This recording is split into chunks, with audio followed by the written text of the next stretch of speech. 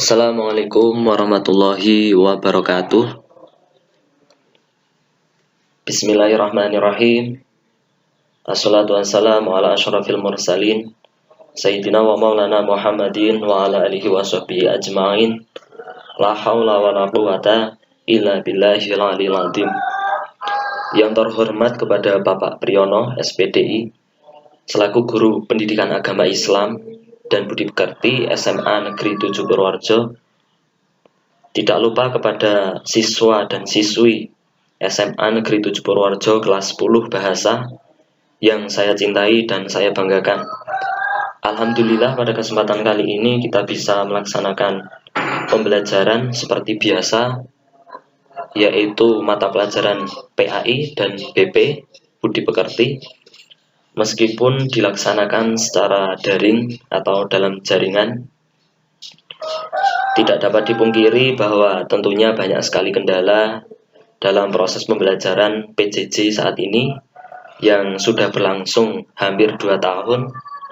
Tentunya kita tetap harus semangat, tetap harus optimis, harus selalu berdoa dan pantang menyerah agar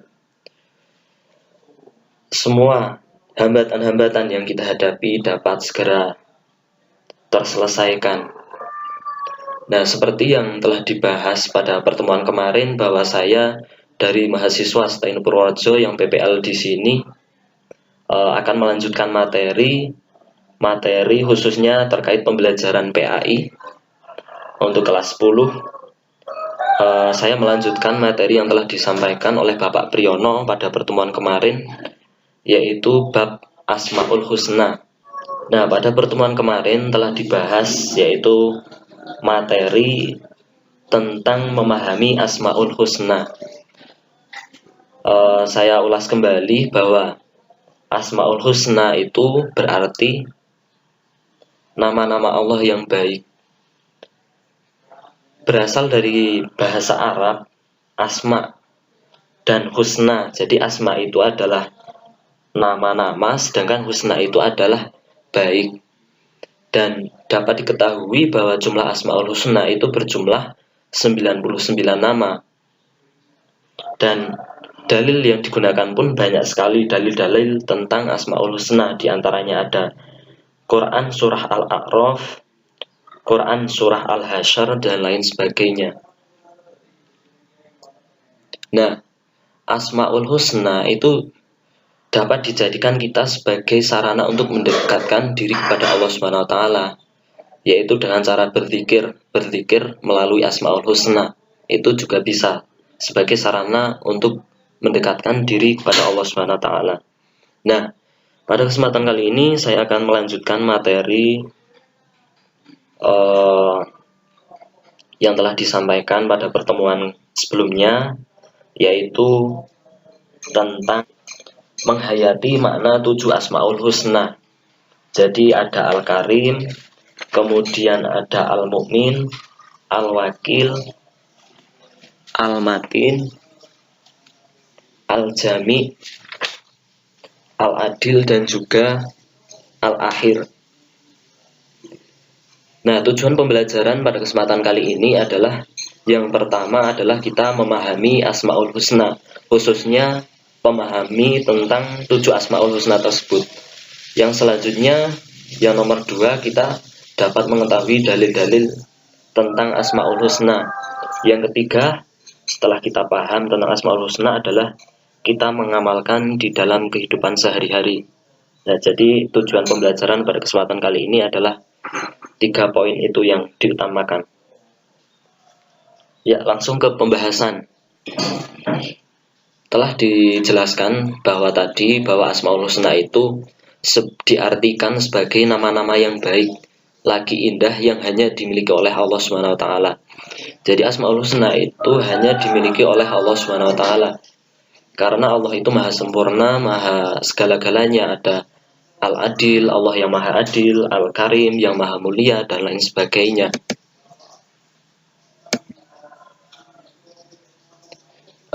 Itu artinya bahwa Asmaul Husna itu nama-nama yang baik atau indah.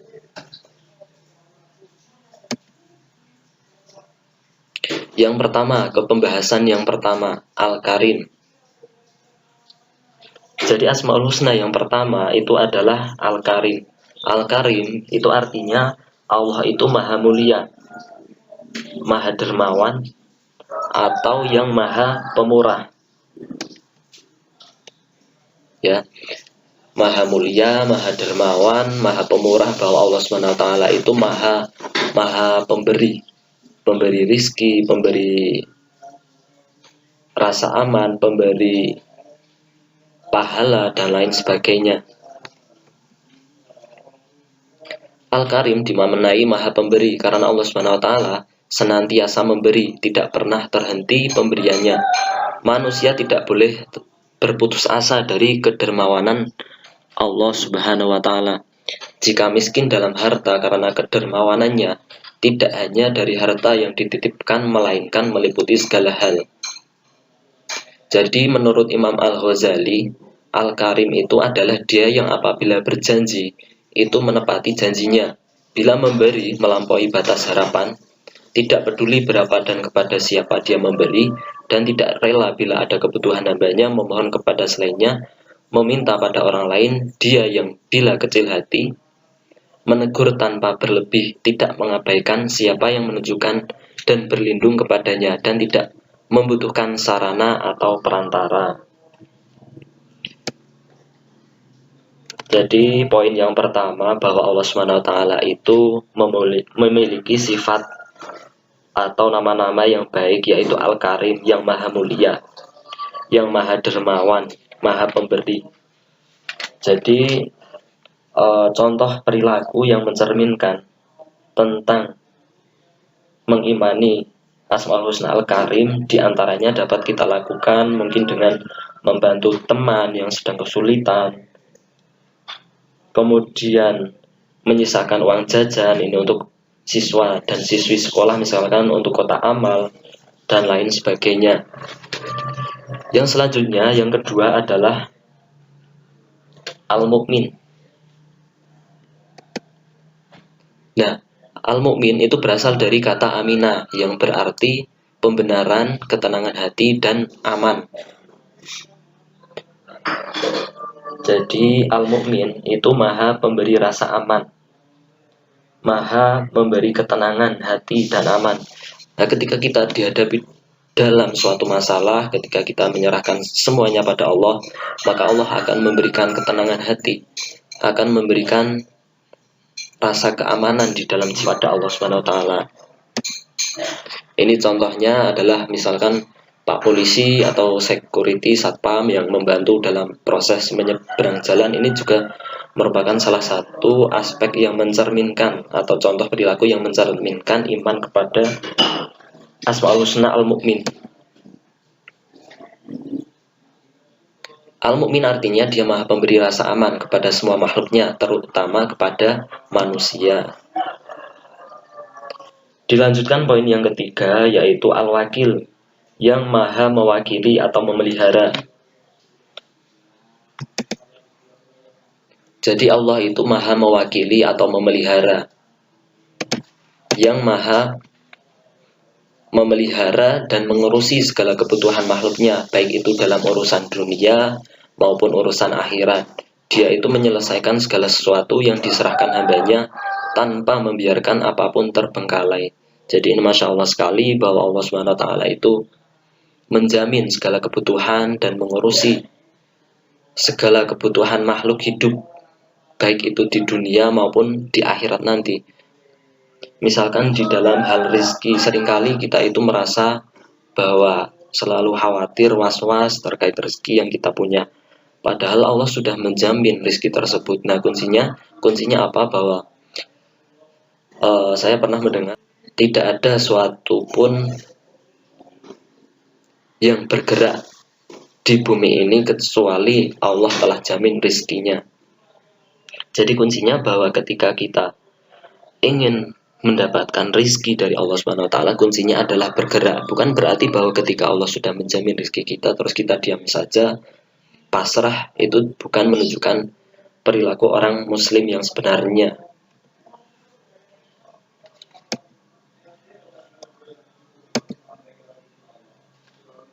Yang selanjutnya Al-Matin.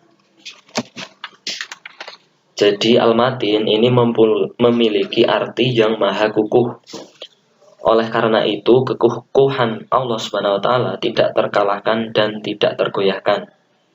Siapakah yang paling kuat dan kukuh selain Allah? Tentunya tidak ada satu makhluk pun yang dapat menyamai Allah, meskipun seluruh makhluk di bumi ini bekerja sama. Jadi tentunya hanya Allah Subhanahu wa taala lah yang maha kukuh, yang maha segala-galanya, yang maha kuat. Meskipun kita makhluk di bumi ini bekerja sama semuanya, tentunya tidak akan sanggup melawan Allah Subhanahu wa taala. Nah, di dalam firman Allah Subhanahu wa taala Al-Qur'an surah Az-Zariyat ini saya bacakan, innallaha huwa razzaqu dzu quwwatil matin. Jadi sesungguhnya Allah dialah pemberi rezeki yang mempunyai kekuatan lagi sangat kukuh. Ini ilustrasinya adalah Monas di Jakarta, dan tentunya bangunan ini kukuh. Bisa diilustrasikan atau analogikan dengan sifat Allah yang maha kukuh, maha sempurna dalam kekuatan dan kekukuhannya. Kekukuhan dalam prinsip sifat-sifatnya. Allah Subhanahu wa taala juga maha kukuh dalam kekuatan-kekuatannya. Yang selanjutnya adalah al-jami'. Poin kelima, yaitu bahwa Allah Subhanahu wa taala itu maha mengumpulkan atau menghimpun. Maha mengumpulkan atau menghimpun segala sesuatu yang tersebar atau terserak. Allah Subhanahu wa taala maha mengumpulkan apa yang dikehendakinya dan dimanapun Allah Subhanahu wa taala berkehendak. Jadi al-jami itu Allah itu maha mengumpulkan atau maha menghimpun. Sebagai contohnya yaitu nanti ketika di padang mahsyar nanti, apapun yang telah diputuskan oleh Allah Subhanahu wa taala tidak ada satupun yang bisa mengubahnya. Jadi apabila Allah Subhanahu wa taala telah memutuskan bahwa kita termasuk penghuni surga, tidak ada satupun yang bisa mengubahnya. Begitu pula sebaliknya, karena di dalam memutuskan sesuatu, Allah Subhanahu wa taala tidak perlu bermusyawarah dengan makhluk-makhluknya. Dalam mengambil satu keputusan, pasti melalui pertimbangannya dengan menghadirkan saksi-saksi, bukti-bukti, serta catatan-catatan. Oleh karena itu, jika Allah Subhanahu wa taala telah menetapkan keputusannya, ketetapannya itu mutlak, pasti benar dan tidak berubah lagi.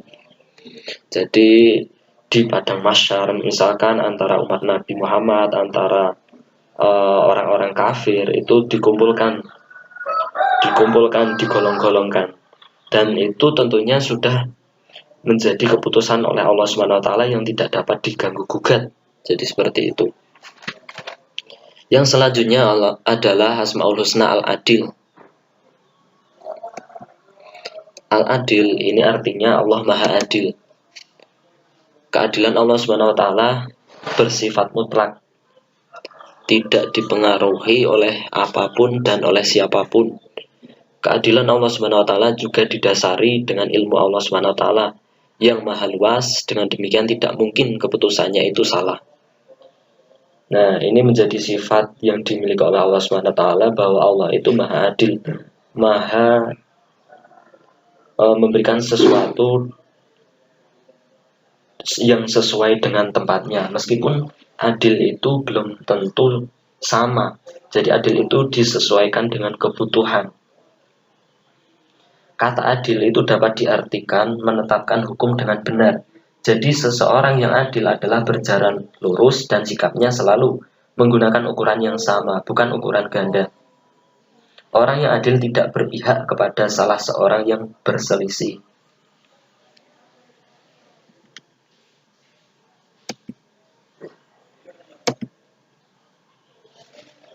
Yang terakhir adalah al-akhir atau yang maha akhir. Maha akhir, tidak ada sesuatu pun setelah Allah Subhanahu wa taala. Dia maha kekal tatkala semua makhluk hancur, maha kekal dengan kekekalannya. Adapun kekekalan makhluknya adalah kekekalan yang terbatas, seperti halnya kekekalan surga, neraka, dan apa yang ada di dalamnya. Surga adalah makhluk yang Allah Subhanahu wa taala ciptakan dengan ketentuan, kehendak, dan perintahnya.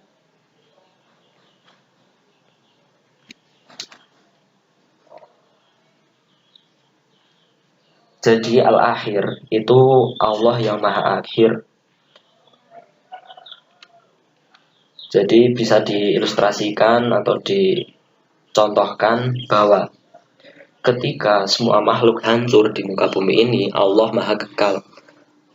Allah yang maha abadi sampai kapanpun, seperti halnya adanya surga maupun neraka di dalamnya. Jadi seperti itu. Berbeda dengan makhluk yang ada di muka bumi ini, tentunya ada batasan waktu, yaitu dapat berakhir atau meninggal.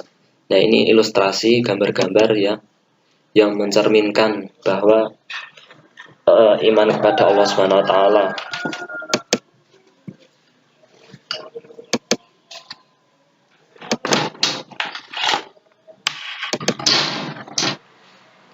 Jadi poin penting setelah kita memahami Asmaul Husna ini, 7 Asmaul Husna ini ada Al-Karim, kemudian Al-Matin, Al-Mu'min, Al-Wakil, Al-Adil, Al-Akhir, dan juga Al-Jami. Ini adalah bukan seberapa mampu kita di dalam menghafal Asmaul Husna tersebut, tapi yang terpenting adalah bagaimana kita mengaplikasikan atau menerapkannya di dalam kehidupan sehari-hari.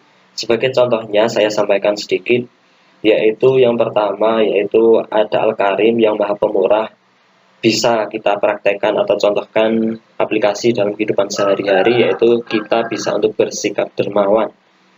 Kemudian yang kedua yaitu ketika mengimani Asmaul Husna Al-Matin, itu bisa kita memiliki sifat yang kukuh pendirian atau konsisten di dalam melakukan sesuatu, tidak mudah tergoyahkan oleh bujukan-bujukan setan maupun yang lain sebagainya. Yang selanjutnya Al-Mu'min dapat kita dengan membantu atau menolong orang lain yang sedang dalam kesulitan. Yang selanjutnya dalam mengimani Asmaul Husna Al-Wakil dapat kita untuk bertawakal atau menyerahkan segala sesuatu urusan ketika sudah kita berikhtiar dengan sungguh-sungguh, semuanya serahkan pada Allah Subhanahu wa taala. Yang selanjutnya yang maha adil dapat kita untuk memiliki sifat yang tidak membeda-bedakan sesuatu, dapat kita berlaku adil terhadap orang lain maupun yang lain sebagainya. Yang selanjutnya Al-Akhir, dengan mengimani sifat Al-Akhir dapat kita menjadi orang yang bertakwa.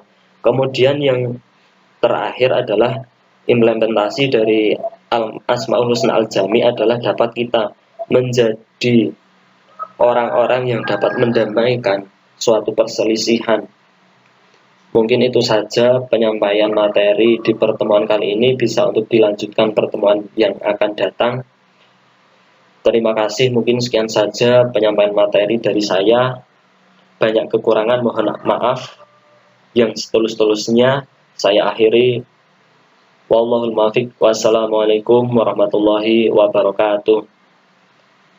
Mari kita akhiri pertemuan pada kesempatan kali ini dengan bacaan hamdalah. Alhamdulillahirabbil alamin.